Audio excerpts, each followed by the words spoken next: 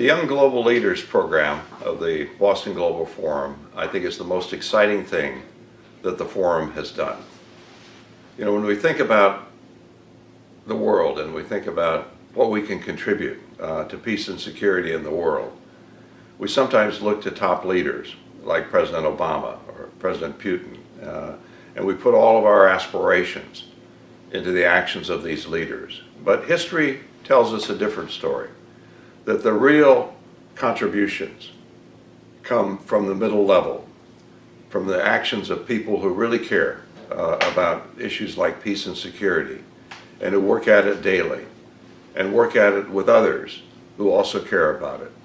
And what we're trying to do through the Young Global Leaders is to create a network of people committed to the same goals, to peace and security, and who are willing to kind of contribute to that effort, to talk with each other, to stay connected, to connect to others who also are interested in furthering peace and security.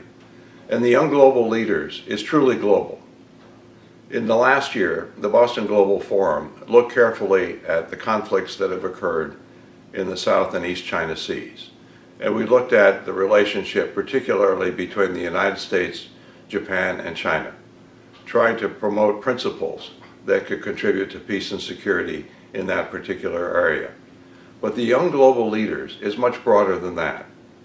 We have leaders in the United States, we have leaders throughout Asia, Vietnam, Japan, China, in Europe, in the UK, Ukraine, Russia, Germany, in Africa.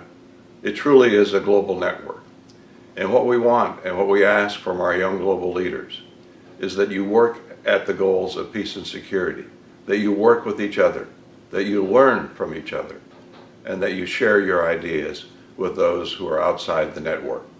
Because it's at that level, and particularly in your generation, that over the next decades, we're going to make real progress toward peace and security in the world.